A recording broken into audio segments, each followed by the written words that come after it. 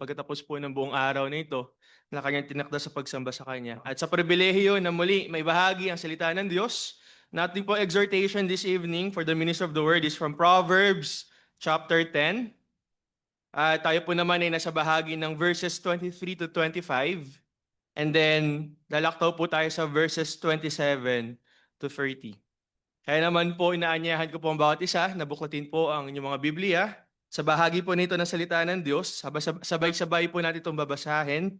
I'll be reading aloud and you can follow me silently with your eyes. Tayo po lahat ay tumayo bilang paggalang sa pagbasa po ng salita ng Diyos. Proverbs 10, verses 23 to 25 and 27 to 30. Ito pong salita ng Diyos. Doing wrong is like a joke to a fool, but wisdom is pleasure to a man of understanding. What the wicked dreads will come upon him, but the desires of the righteous will be granted. When the tempest passes, the wicked is no more, but the righteous is established forever.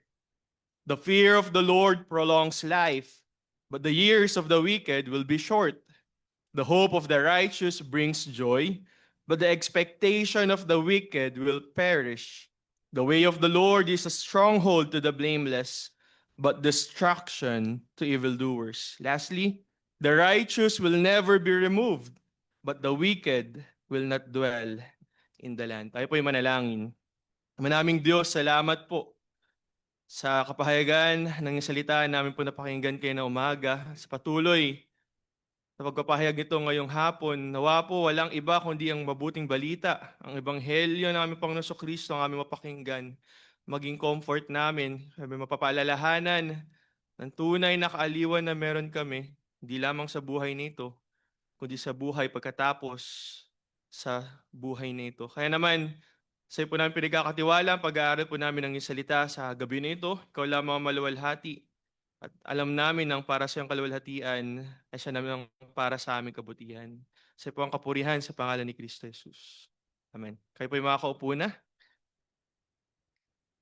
Tanong sa atin sa hapon na ito mula sa passage na nabasa natin, ano nga ba talaga ang ating kinakatakutan? What are we really afraid of? At dito makikita natin ito pong bahagi ng Proverbs ito ay nagpapakita sa atin ng dalawang uri ng tao. Yung wicked at yung righteous. Yung fool at yung wise.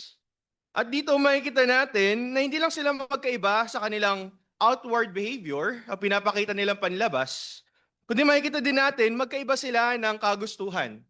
Magkaiba sila ng kanilang inaasahan. Magkaiba sila ng kinakatakutan at ultimately, magkaiba sila ng tinatayuan. The righteous is standing on a firm and solid ground, while the foolish will perish, sapagkat yung kanyang foundation will never stand on the day of the Lord. Kaya dito makikita natin, the wicked may appear as if they are prosperous, as if they have everything together.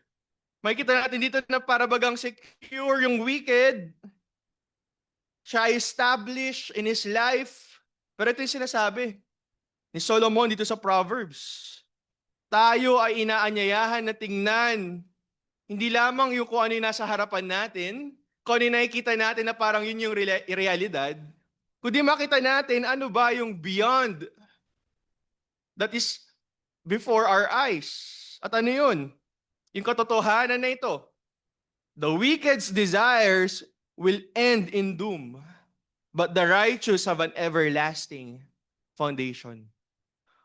Kaya naman dito sa passage natin, hindi lang sinasabi sa atin na hindi mas maging mabuting tao ka pa, hindi maging mabait ka, o kaya lumakad ka sa katwiran. Hindi po mga kapatid. Ang paanyaya sa atin mula sa passage na binasa natin ay ito. Fear the Lord. At yan po yung title natin exhortation sa gabi na ito. Fear the Lord. Tayo ay magkaroon ng pagkatakot sa ating Panginoon. At ito yung pundasyon ng buhay na kung saan anuman ang dumaan sa atin, mananatili tayo nakatindig sapagkat ito yung pundasyon na kinakailangan ng isang mananampalataya. Ang tunay at tamang pagkatakot sa Panginoon. At para sa ating mga mananampalataya, hindi lang tayo dito pupunta o hindi lang natin titignan itong passage na ito na para bang magkakaroon tayo ng desire to be more righteous. We will try to earn our righteousness ourselves by doing this and doing that. By not doing these things and not doing those things. Hindi ganoon mga kapatid. Kundi tayo, magkakaroon tayo dito ng pangunawa na katotohanan na tayo na mga mananampalataya kay Kristo ay walang ibang pag-asa liban na tayo ay maging ipinag-isa kay Kristo Jesus. We have no other hope. We have no other comfort. We have no other secure foundation apart from being united to Christ, Jesus our Savior Lord, the greater Son of David, the one greater than Solomon. Sapagkat sinasabi ng Panginoon Kristo sa Matthew chapter 12 verse 42, something greater than Solomon is here. And that's no one else, nothing else, but our faithful Savior Lord Jesus Christ.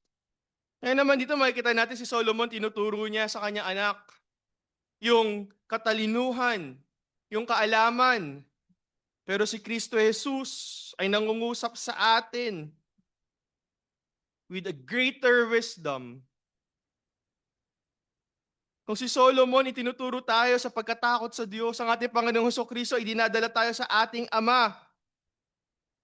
Sapagkat siya, ang ating Panginoong Hesukristo ay nagdamit sa atin ng kanyang katwiran at tinuturuan tayong lumakad sa pagkatakot sa Diyos na siyang dapat nating lilalakaran bilang mga pinag-isa na kay Kristo Jesus. Kaya naman mga kapatid, sa gabi na ito yung katotohanan na makikita natin sa salita ng Diyos.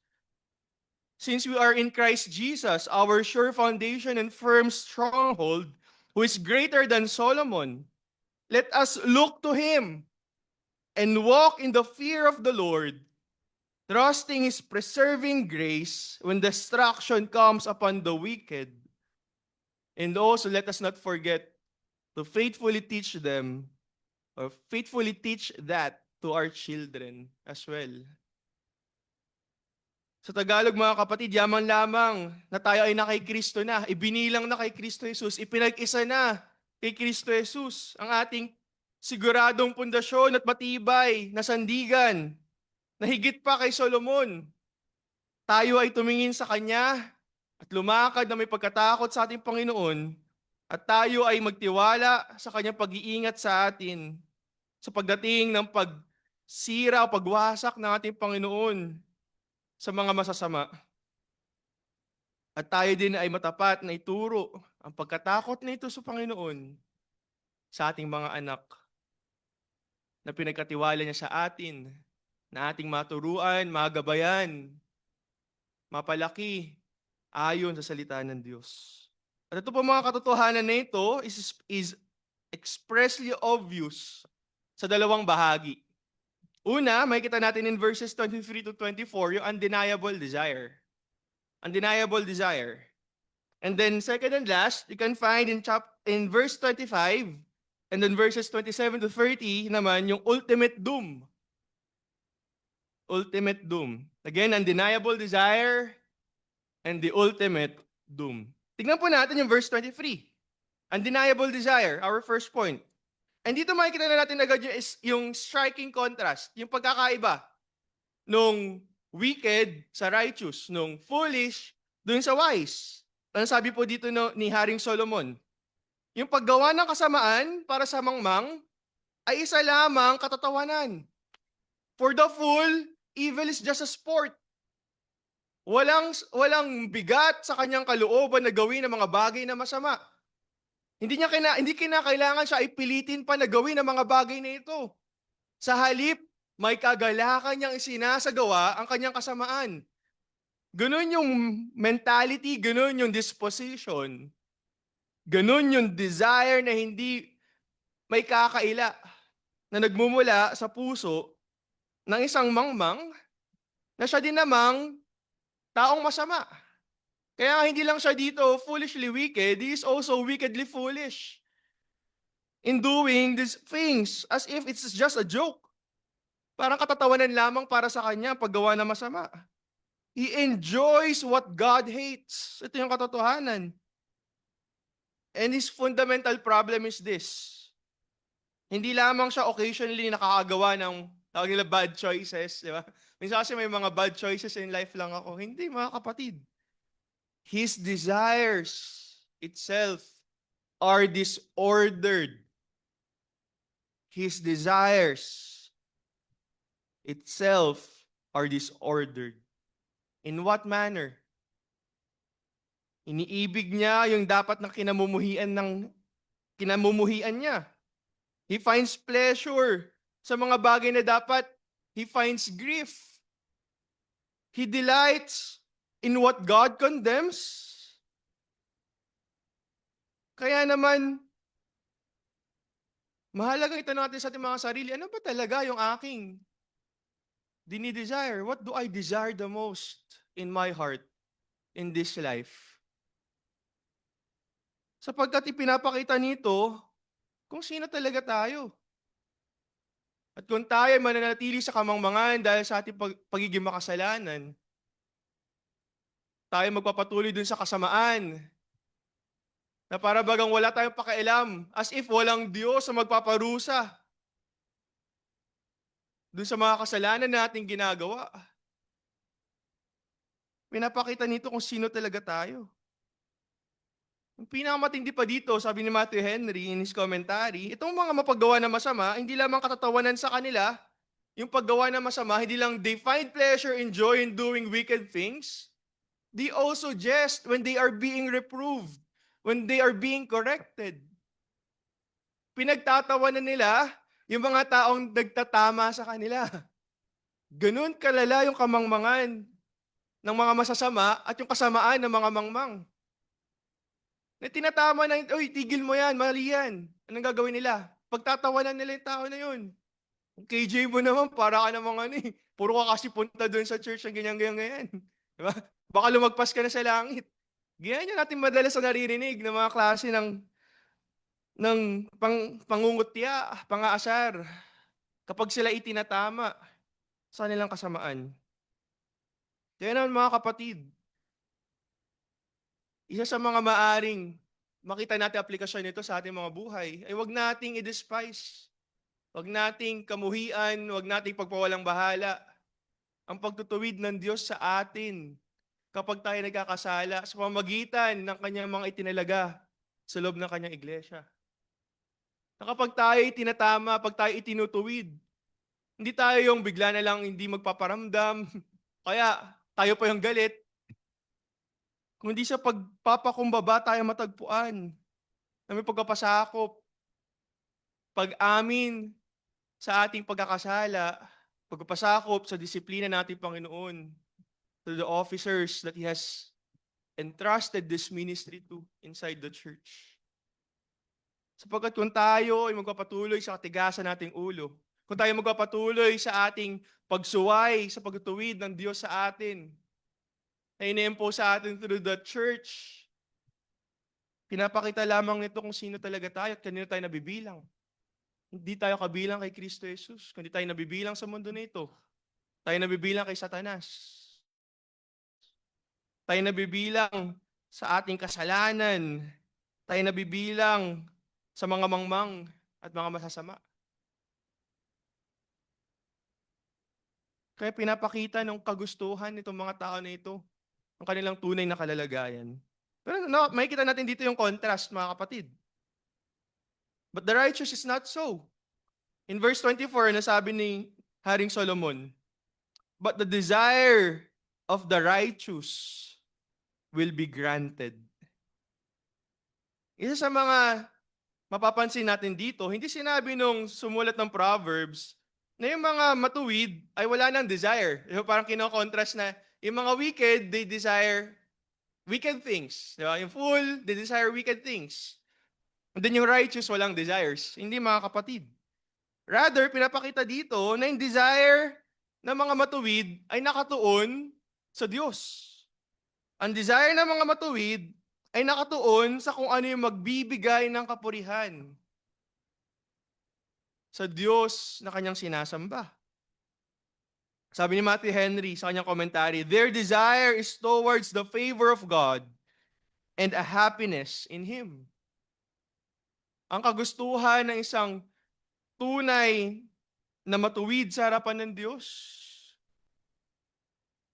ay ang pabor ng Diyos at kasiyahan na matatagpuan hindi sa mundo na ito, hindi sa mga bagay na may enjoy mo sa mundo na ito, kundi kasiyahan na matatagpuan walang iba, kundi sa Diyos mismo. Kaya nga, ang ating pananampalataya ay hindi lang tinatanggalan tayo ng Diyos sa mga desires kapag tayo kabilang sa ating Panginoon Kristo. Hindi lang din tinatanggal yung ating sinful desires tapos wala na tayong ibang mararamdaman. Yung iba naman na sobrahan sa nararamdaman. Pero ito yung katotohanan. God gives us new desires. Yung sinasabi ni Ezekiel, sabi ng Diyos to Prophet Ezekiel, diba? I will remove their hearts of stones and will give them a new heart, a heart of flesh. Kaya nga tayo na kabilang kay Kristo Jesus, mga kapatid. Maging malinaw nawa sa atin katotohanan na ito. Na hindi na yung ating inclination ng ating desires ay nakatuon sa mga bagay sa mundo na ito. Kundi tayo binigyan na ng bagong puso, bigyan tayo ng bagong affection, patungo at patungkol sa ating Diyos. And we desire now not the favor of this world, but the favor of God. We desire the holiness of God. We desire the kingdom of God. We desire the glory of God. We desire the presence of God. And ultimately, we desire God Himself. Now, dapat maintindihan natin ito.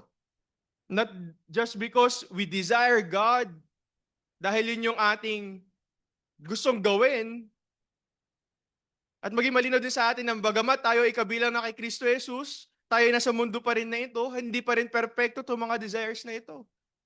Pero contrary or vis-a-vis doon sa dating kalagayan natin nung tayo na kay Adan pa, nung tayo nasa kasalanan pa, na kung saan wala talaga tayong kahit anong affection para sa Diyos.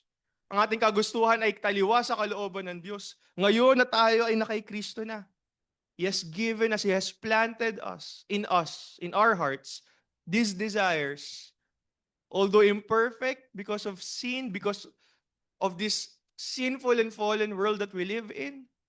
Pero we start to obey not just part, but the whole commandment of God. Why? Sapagkat yun yung nilagay ng Diyos sa atin. A renewed affection for God.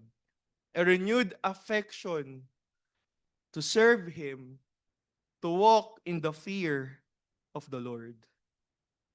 At dahil yung ating mga desires ay binago ng Diyos, inorient patungo sa Diyos, hindi lamang yung kagustuhan natin na nabago, maging yung pag-asa natin ngayon ay hindi na nakaangkla sa mga bagay na temporal sa mundo na ito. Kundi ang ating pag-asa ay matatagpuan, nakasalig, walang iba, kundi kay Kristo Jesus na ating Panginoon at tagapagligtas.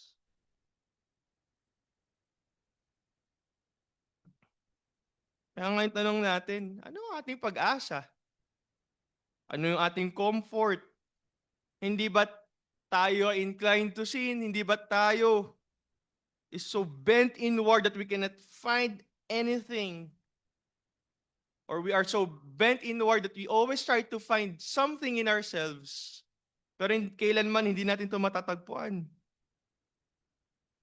Because there's nothing in ourselves that has any merit of its own. Ang sagot natin, our hope and our comfort is that we belong to Christ Jesus. We belong to Christ Jesus.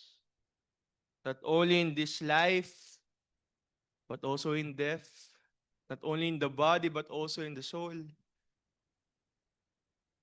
And because of that, our affections are renewed toward the fear of the Lord.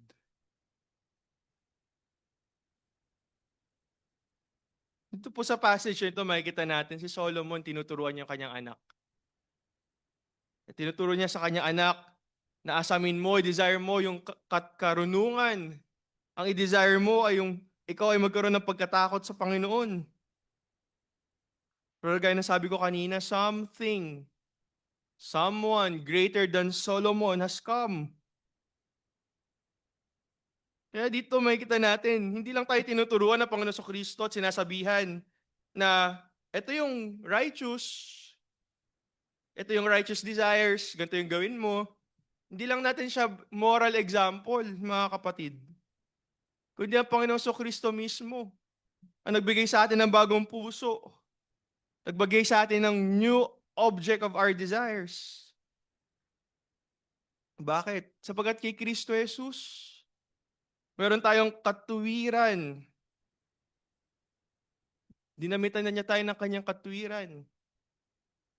At hindi na paghahatol ng Diyos Ama ang ating tatamasahin. Sa ating Panginoon sa Kristo, we have adoption instead of alienation from the Father. In Christ Jesus, we have wisdom instead of folly.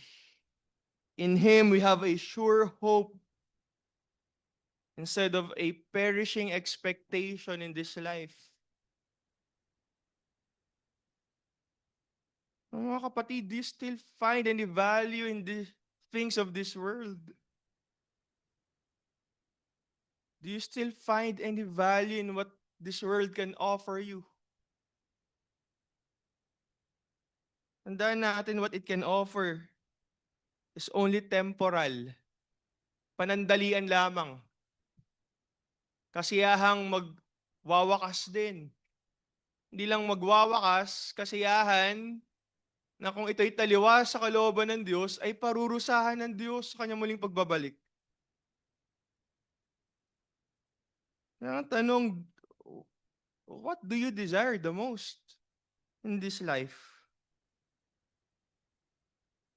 What is that something that you want so badly that you're willing to disobey God to get it? It will reveal the true inclination of our hearts.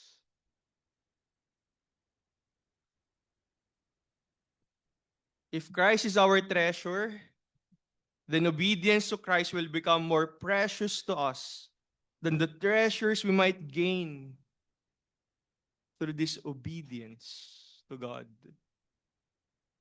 Again, mga kapatid, if Christ is your treasure, then obedience to Christ will become more precious to you than the treasures you might gain through disobedience to God. Kaya tanangin natin ito mga sarili. Muli, meron bang isang bagay talagang pinakaasam ko na lahat gagawin ko? Kahit to the point na ako'y susuway sa kalooban ng Diyos, makamit lamang yun. Diba? Gusto mong magkaroon ng asawa, hindi, kahit unbeliever, pwede na yan. Basta makamit ko lang yung pangarap ko. Diba? Mandaraya ka sa exam kasi gusto mong maging pinaka mataas ang grado sa inyong klase.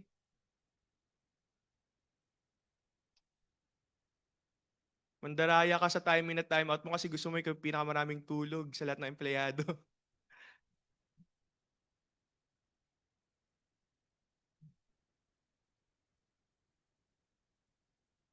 Tandaan natin mga kapatid, what we desire does not remain without consequence. Ang ating mga kagustuhan, kung ito'y taliwas sa kalooban ng Diyos, it will not remain without consequence. And this leads us to our second and last point, ultimate doom. In verses 25 and then 27 to 30, makikita natin dito, there's an ultimate end to all of these things. Diba? Ano yung mga terms na ginamit dito? The wicked are swept away. What he dreads will come upon him. The tempest passes and the wicked is no more. Their years will be short. The wicked's expectation will perish. Destruction is what awaits the evildoers, and the wicked will not dwell in the land. Again, the wicked will not dwell in the land. Yung imagery dito na ginagamit ni Haring Solomon sa passage nito ay kagaya ng isang buhawi. Palad tayo dito sa Pilipinas so we don't experience that often. Very seldom lang tayo makarinig na mayroong buhawi. Pero in the West, lagi natin nababalitaan, there's hurricane. Pinaka-natatandaan ko recently, Katrina devastated a lot or a huge portion of the United States. And there's different hurricanes that they experience. Kapag makikita mo yung mga footages after nung catastrophe, di ba? The land will be laid flat. As in, walang bahay na matitira. As in, ile-level niya yung lahat ng kanyang dadaanan. Ganun yung imagery na ina-employ dito nung sumulat ni Haring Solomon sa passage na ito. Na yung puot ng Diyos, yung pagpaparusa ng Diyos para sa mga masasama, ay kagaya ng isang buhawi na kapag dumaan, wala talaga matitira para sa kanila. That there is no more chance for them to recover from the devastation that they experience. Sa madaling salita, wala nang pag-asa para sa kanila. Kapag dumating na yung paghahatol ng Diyos, pag dumating na yung puot ng Diyos na nakaabang para sa kasamaan ng mga makasalanan, wala nang pag-asang natitira para sa kanila. It is a violent whirlwind, very powerful, so frightening, na dapat katakutan itong mga masasama. Bagamat itong mga masama, they may appear as if they're powerful, as if they rule the world. Pero sa pagdaan ng tunay na whirlwind, tunay na tempest, yung paghahatol ng Diyos laban sa kanila, walang matitira at walang pag-asa para sa kanila. And the wicked is no more, sabi ni Haring Solomon. Na bagamat sa tingin natin, sila yung nagpa-prosper ngayon dahil sa kanilang kasamaan. Sa tingin natin, sila yung ma-impluwensya gamit yung kanilang pagiging makasalanan, na parang lahat ng possession sa mundo nasa kanila na sila yung merong security. Pero sa pagdaan ng tempest, sa pagdaan ng paghahatol ng Diyos, their prosperity will end. Their influence will end. Their possession will be gone. Their earthly security is no more. Their expectations are gone. Their rebellion is stopped. And the judgment for them has come. Sabi ni Matthew Henry, compares the wicked because they make a great noise. They hurry themselves. Pero then they are gone. They are suddenly gone. And that's their ultimate doom. Yun yung kanilang kahantungan.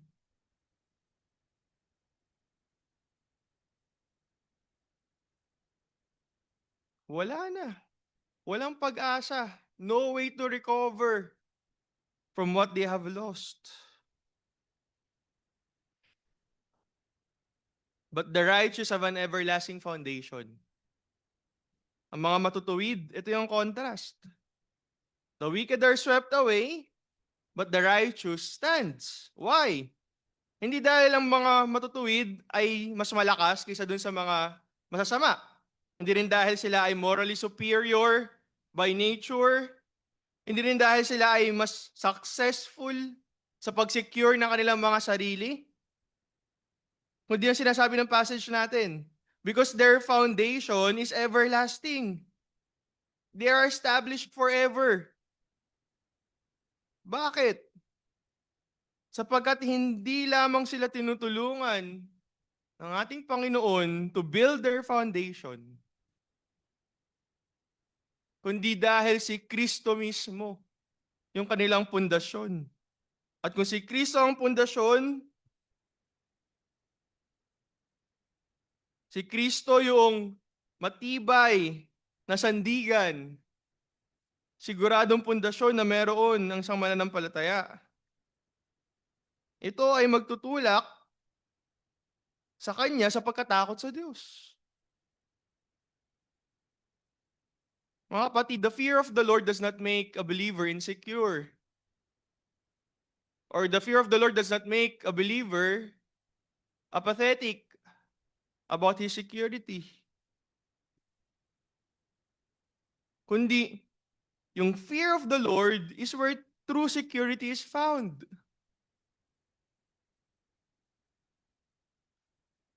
The one who belongs to Christ is increasingly strengthened to walk in the way of Christ. Hindi, by grace naman yung kaligtasan, di ba? So, ano na to, bahala na ako sa buhay ko.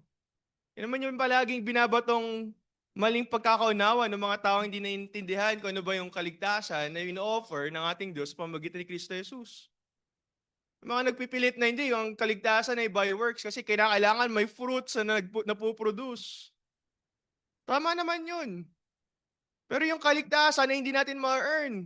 Ito ay sa biyaya ng Diyos. At maging yung bunga na ating ipinapakita ay biyaya din ng Diyos sa atin. Na sa biyaya ng Diyos, tayo ng mga mahihina, mga makasalanan, na natagpuan lamang sa biyaya ng Diyos, ay ine-enable ng ating Panginoon, ng ating Panginoong Kristo, na tayo makalakad sa pagkatakot sa Diyos. Na tayo makalakad sa katwiran ng ating Panginoon. Na tayo makalakad sa mapagpasalamat na paglilingkod sa Kanya. Kapagpasalamat na pagsunod sa Kanyang mga pinag-uutos sa atin. Kaya nga mga kabilang, tunay na kabilang kay Kristo Jesus, ay lumalago sa Kanyang paglakad sa pagsunod sa ating Panginoon. Hindi tayo nito ginagawang indifferent pagdating sa kabanalan. Kundi ito ay nagproproduce sa atin ng banal na pagkatakot sa Diyos at matapat na paglilingkod, mapagpasalamat na paglilingkod sa Kanya. Kaya nga in verse 30, makikita natin dito, the righteous will never be removed, but the wicked will not inhabit the earth or the land.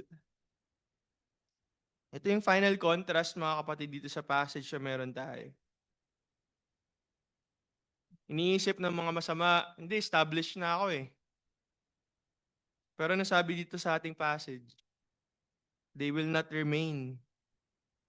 They will not dwell in the land.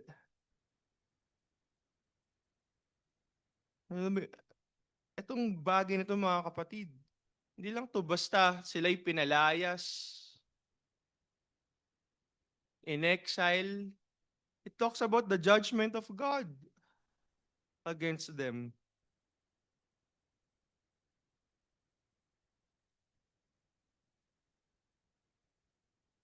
They will not inherit, they will not dwell in the land that God has promised only to those who belong to Christ. And those who belong to Christ are clothed with His righteousness. And those who are clothed with His righteousness are walking in the fear of the Lord, in grateful obedience to what God has commanded for us. But the wicked, they will not dwell in that land that God has promised for those who are righteous in Christ Jesus. Kaya nga dito, the righteous will never be removed.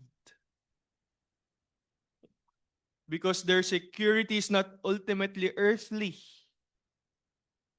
Because their foundation is everlasting and their hope is eternal. They will never be removed because their life is hidden in Christ and their future is secured by God according to His promise. And dito mga kapatid, as I conclude this exhortation, I'm not here to tell you to fear God more. Hindi, mas magkaroon ka lang na mas matindi pang pagkatakot sa Diyos. Hindi mga kapatid. It's not just a call to fear God more so that your days will be prolonged, so that you'll be firmly grounded, so that you'll never be removed. Hindi, mga kapatid. Rather, it is a call for a humble examination of ourselves. Na maunawaan natin ang ating tunay na kalalagayan sa harapan ng Diyos. Saliksikin natin ang mga sarili. Takot lang ba tayo dun sa punishment? Laban sa kasalanan nating ginagawa? O doon sa Diyos na nagpaparusa ng kasamaan? Kanina ba talaga tayo may pagkatakot? Saan ba talaga tayo may pagkatakot?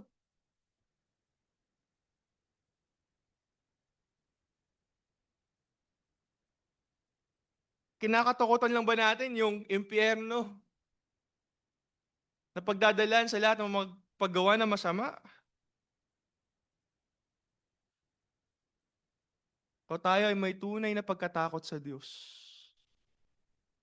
At ang tunay na pagkatakot sa Diyos ay nagdudulot sa atin sa tunay na pagsamba sa Kanya.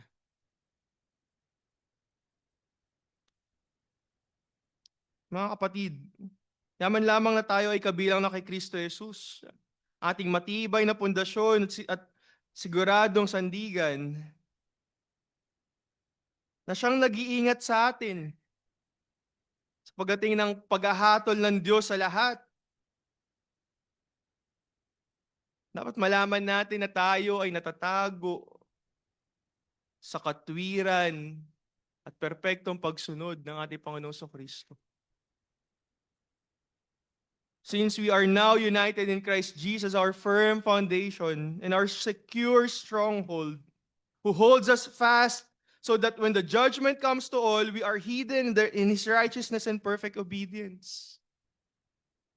Let that be a reminder for us that we are no longer recipients of God's wrath, but we are now children of God in Christ Jesus. Kaya tayo makalakad sa pagkatakot sa ating Panginoon, sa mapagsambang o sa mapagpakumbabang pagsamba sa Kanya at mapagpasalamat at paglilingkod, ay dahil tayo ay kabilang kay Kristo Jesus. Hindi dahil we fear God, therefore, dapat ingatan ako ng Diyos. Kundi dahil ang Diyos ay mahabagin at sa Kanyang biyaya, tayo ay Kanyang iniingatan kay Kristo Jesus. Yun yung ating dahilan kung bakit tayo ay lumalakad na may pagkatakot sa Kanya. Hindi tayo lumalakad na may pagkatakot sa Diyos dahil gusto natin na tayo ay tanggapin ng Diyos. Kundi tayo tinanggap na ng Diyos. Kaya tayo makalalakad sa pagkatakot sa Diyos. Ba tayo tinanggap ng Diyos sa kabila natin pagiging makasalanan? Dahil sa perfect at kumpletong ginawa ng ating Panginoong Kristo para sa atin. Hindi lang niya tayo pinatawad sa ating mga kasalanan sa pamamagitan ng kanyang kamatayan sa krus ng Kalbaryo, sa pagdanak ng kanyang dugo, siyang luminis sa ating mga kasalanan.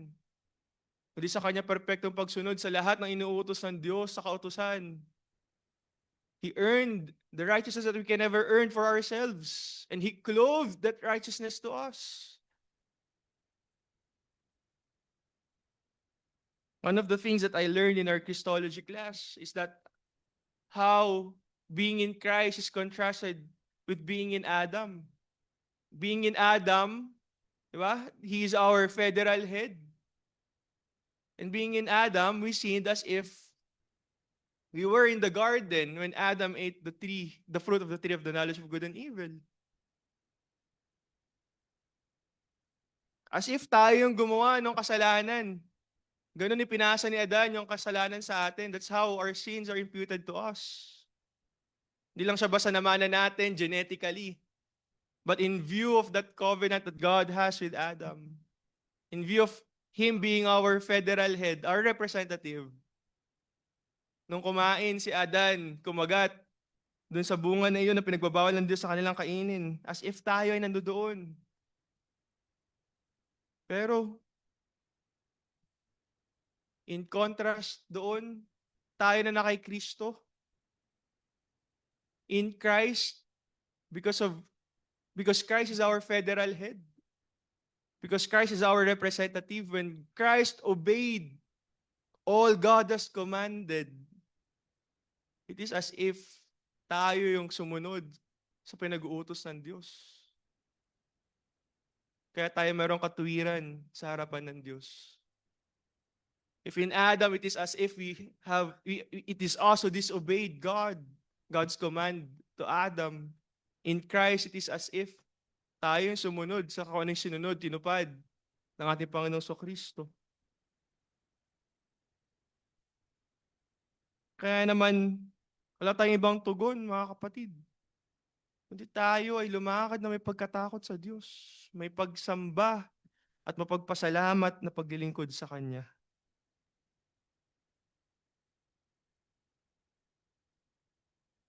Again, something greater than Solomon is here.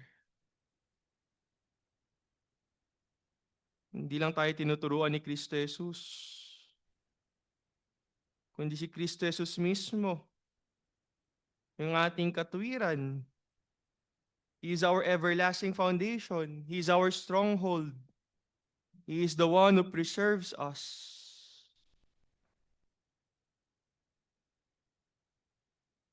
Kaya yung tugon natin sa mga passage ito na binasa natin, yung application nito sa atin na hindi kailangan ko mas maging mabuti para ma-survive ko yung whirlwind, yung tempest. Hindi, mga kapatid. Dapat ang ating tugon ay ito. Kailangan ko si Kristo. Kailangan ko si Kristo upang ako ay makalakad sa pagkatakot sa Panginoon. At kung ikaw ay matatagpuan na wala kay Kristo Jesus, ikaw ay hindi pa rin kabilang kay Kristo Jesus sa pamamagitan ng pananampalataya, kapatid. Ang paanyayang ito ay para sa iyo. Para sa bawat isa sa atin. Kailangan natin si Kristo Jesus. Wala tayong ibang pag-asa upang survive yung tempest na ito, yung paghahatol ng Diyos sa atin. Liban na tayo matagpuan kay Kristo Jesus. Kaya mga kapatid, mga kapwa ko magulang sa iglesyang lokal na ito, ito rin yung kinakailangan natin ituro sa ating mga anak. Hindi lang natin sila tuturuan na this is how you manage your finances, this is how you plan for your life, this is how you plan for your career. Dito yung school na i-target mong makapasok, dito ka makagraduate, dito yung trabaho, klase ng trabaho na pasukin mo. Hindi, mga kapatid. Peripherals na lang yung mga bagay na yun. Pero ito yung dapat ay ituro natin sa ating mga anak. Kailangan nila si Kristo Jesus. Kailangan nila si Kristo Jesus. At kung sila ay tunay na kabilang kay Kristo Jesus, signified in their baptism, they ought to walk in the fear of the Lord, in grateful obedience to Him.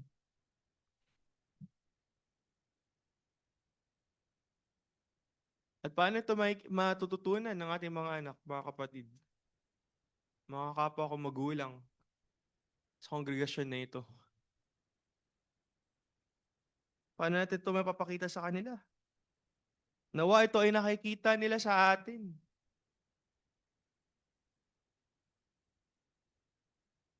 Nawa ito ay nakikita nila sa atin. At tayo ay lumalakad sa pagkatakot sa Panginoon.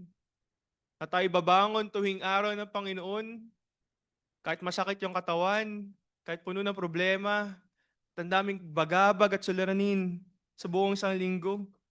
Hindi dahil takot tayo sa punishment, hindi dahil takot tayo na ipa-follow up tayo ng mga elders na ba't wala kayo ng linggo. Hindi dahil tayo may pagkatakot sa Panginoon. Meron tayong tamang pagkaunawa na ito yung ating pagsamba. Ito yung ating mapagpasalamat at paglilingkod sa ating Panginoon.